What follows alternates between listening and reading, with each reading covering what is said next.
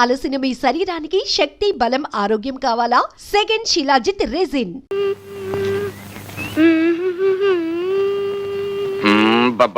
School కు time అవుతుంటే ఏమిట్రా కోచ్ చేస్తూ పద బస్సు వెళ్ళిపోతుంది. నేను బస్సులో రాను, బస్సు ఎక్కనంతే. బస్సు ఎక్కకపోతే నా వీపు ఎక్కుతావా? ఇదెక్కడి కూడా వరా నాయన. ఇంట్లో కారంగా బస్సు ఎందుకు ఎక్కాలి? మా నాన్న కారులో తిరగట్లా? రే మీ నాన్నంత అయ్యాక కార్యం కర్మరా, విమానాలు ఎక్కుదురా. నా మాట వినరా బాబు. ఏంటి మామగారు రోడ్డు మీద ఆటలో పాడలేదలుడు.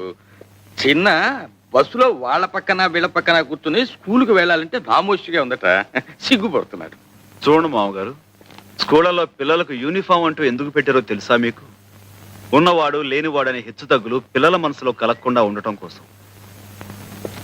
ఎరా చిన్న, నీకు బస్సులో వెళ్ళడానికి నామోషిగా ఉందా? అవును. అవును, మొన్న జరిగిన పరీక్షల్లో నీకు ఇంగ్లీష్లో ఎన్ని మార్కులు వచ్చినాయి? 9. ఎంతకి? 100కి. తెలుగులో 6. లెక్కల్లో 7. నువ్వు సిగ్గుపడాల్సింది ఇలా మార్కులు తక్కువ వచ్చినందుకు, అంతేగాని బస్సులో వెళుతున్నందుకో నడిచి వెళుతున్నందుకు కాదు. మామగారు తీసుకెళ్ళండి. చిన్న, సాయంత్రం త్వరగా ఇంటికి వచ్చేయండి. అందరం కలిసి సర్కార్ మ్యాజిక్ షోకి వెళ్దాం.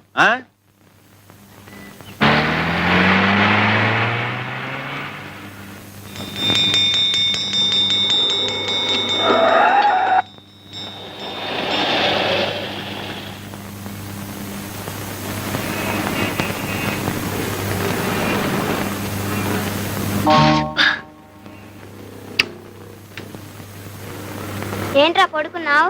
ఆకలి వస్తుంది. నా బ్యాగే మీరు కుడుతున్నారంటే మీ అయ్యేడి?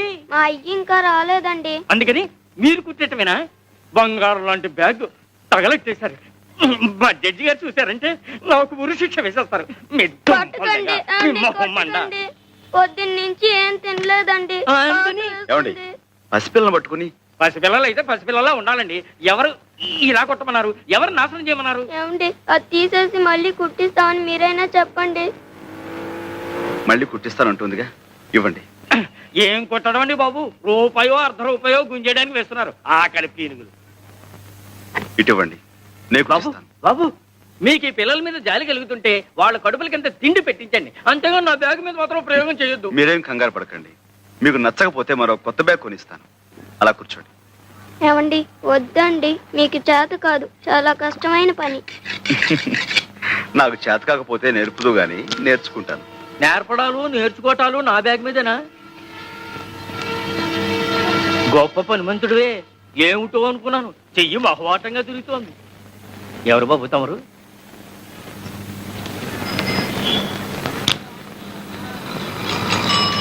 ఇదిగో ఎవరైనా? సాంబశివరావుని royal shoe mart company owner గారు. ఏమిటి, 4 పెద్ద షాపులో 4 బ్రాంచీలు ఉన్నాయి, ఆ ఓనర్ గారేనా? అవును. నమస్కారం సాంబశివరావు గారు. ఇదిగోండి మీ బ్యాగ్. సరిగ్గా ఉందో లేదో చూసుకోండి. బ్రహ్మాండంగా ఉందండి. ఏం ఇవ్వాలో ఏమిటో. 1 రూపాయి. షూ 5 రూపాయలు. 5 రూపాయలు. అలాగే ఇవ్వండి. మా చిన్నబ్బాయి టైపు షార్ట్ హ్యాండ్ పాస్ అయ్యాడు. తమరు ఏదైనా ఉద్యోగం ఇప్పిస్తే. అలాగే, తప్పకుండా చూద్దాం. నమస్కారం బాబు. కాసేపు కొట్టు చూస్తూ ఉంటారండి, నేను మాకెళ్ళి భోంచేసి వస్తాం.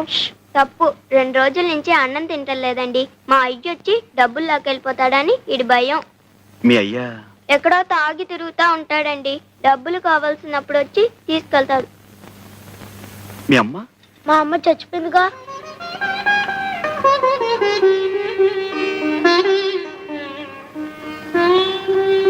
రండి, నాతో రండి.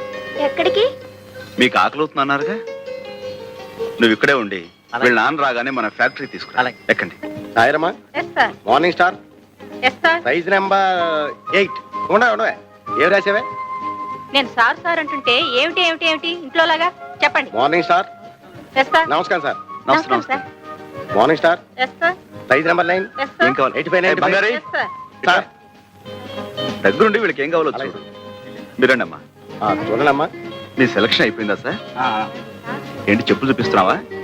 లేటెస్ట్ వచ్చి ఇవి చూడండి సార్. ఇలాంటి చూపించవయ్యా. రండి అమ్మా. చెప్పులు బాగున్నాయి.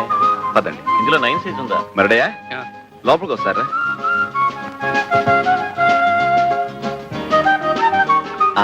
చూడమ్మా, మీరు ఇలా కూర్చుని ఏమాత్రం సిగ్గుపడకుండా మీకు కావాల్సినవి తెప్పించుకు తినండి.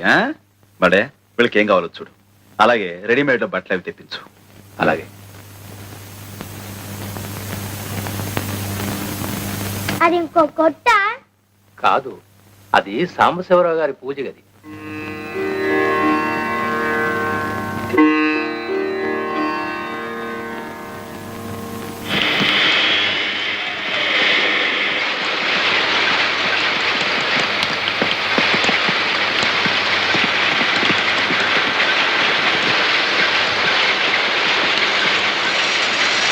అయ్యగారు ఎక్కడ? లోపల ఉన్నారు. చూడు సార్, ఆ పిల్లలు నాన్నొచ్చాండి. నువ్వేనా? నమస్కారం బాబు. ఇందాక తమరు మా షాప్కి వచ్చారంట. మా ఆవిడ ఆసుపత్రిలో ఉంటే అక్కడికి వెళ్ళాను బాబు. క్షమించండి బాబు. హాస్పిటల్లో ఉందా? చెప్తాం బాబు. ఆవిడికి ఎలా ఉంది ఇప్పుడు? ఆపరేషన్ చేస్తే గానీ బతికి పట్ట కట్టదన్నారు బాబు. పెట్టలేదన్నా 200-300 కావాలి. ఇప్పుడు ఎక్కడి నుంచి తెచ్చాను? ఏరా, మీ అమ్మ హాస్పిటల్లో ఉంటే చచ్చిపోయిందని చెప్పేవేమిటి? నిజమండి, ఎప్పుడో తెచ్చిపోయింది. ఆయన ఎప్పుడు ఇంతే, అన్ని అబద్ధాలు. అయ్యా, బాబు గారే మాకు ఈ బట్టలన్నీ కొనిచ్చారు. క్షమించండి బాబు, తాగుబోతు చచ్చినండి. అందరిలాగే మీ దగ్గర అబద్ధం చెప్పాను బాబు.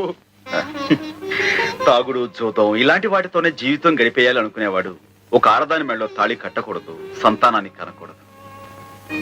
భార్యని ఎలాగో అర్ధాయుషుతో చంపేశావు. ఉన్న పిల్లలనైనా కాపాడుకో. వాళ్ళని చక్కగా స్కూలు చేర్పిస్తాను, నీకు ఇక్కడే ఓ ఉద్యోగం ఇస్తాను. ఇకనైనా కళ్ళు తెరిచి కుదురుగా బతుకు. దేవుళ్ళు లాంటి వారు కనికరించారు, అంతే చాలు బాబు. లేలే, భలేవాడివే. మడయ్య, వీళ్ళని తీసుకెళ్ళాం.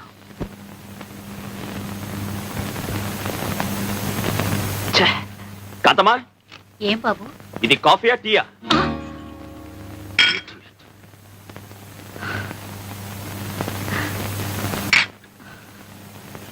ఏమిటి ఉత్తరం? సాంబయ్యని డబ్బు పంపించమని రాసావా? అసలు అతను అడగాల్సిన అవసరం ఏమొచ్చింది? ఏంటి, నేనేదో అతను దోచేసినట్టు మాట్లాడుతున్నా? ఆఫ్టర్ ఆల్ 50,000 వ్యాపారం పెట్టుకోవాలనుకున్నాను, అడిగాను. ఎవరికి ఆఫ్టర్ ఆల్? నీకా సాంబయ్యకా? సాంబాయికే. లక్షలకు లక్షలు సంపాదిస్తున్నాడు. 50,000 ఆఫ్టర్ ఆల్ నథింగ్. ఎడం చేత్తో పారేయచ్చు. అలా అనుకుని పారేయటానికి అతనికి ఏమిటి అవసరం? నీతో అతనికి ఏ బంధం ఉందని పారేయాలి, ఏ బాధ్యత ఉందని పారేయాలి? రా, అతనికి ఆ డబ్బు తేరగా రాలేదు భాస్కర్, కష్టపడితే వచ్చింది. నాకతనే తేరగా ఇవ్వక్కర్లేదు, అప్పుగా ఇస్తే చాలు. 6 నెలల్లో కష్టపడి తీర్చి పారేస్తాను. కష్టమా? నువ్వా? 6 ఏళ్లుగా కష్టపడి నువ్వెంత సంపాదించావు భాస్కర్? ఆహా, నువ్వేదో ఉద్యోగం చేస్తున్నావనా? నా సంపాదన గురించి, నా సామర్థ్యం గురించి అడుగుతున్నా? నేను అడిగేది నీ ఒక్క సంపాదన గురించే కాదు, నిలకడలేని నీ మాట గురించి, కుదురులేని నీ బ్రతుకు గురించి. Shut up! Why should I? This is the truth. 7 ఏళ్లుగా 6 కంపెనీలు మారావు. కుదురుగా ఒక్క చోట ఉన్నావా? పట్టుమని 10 నెలల్లో పనిచేసావా? ఎందుకని వాళ్ళు నిన్ను భరించలేక తీసి పారేశారు? ఎందుకని తరివేశారు? Stop it!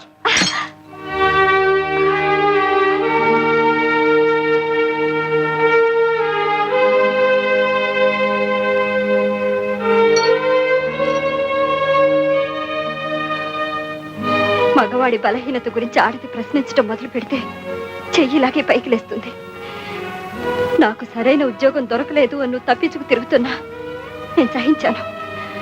నా సంపాదన మీదే నీ జల్సాలన్నీ తీర్చుకుంటున్నా సరిపెట్టుకున్నాను. కట్టుకున్న భార్యను గనక బంధాన్ని తెచ్చుకోలేను, బాధల్ని ఎవరితోనూ చెప్పుకోలేను.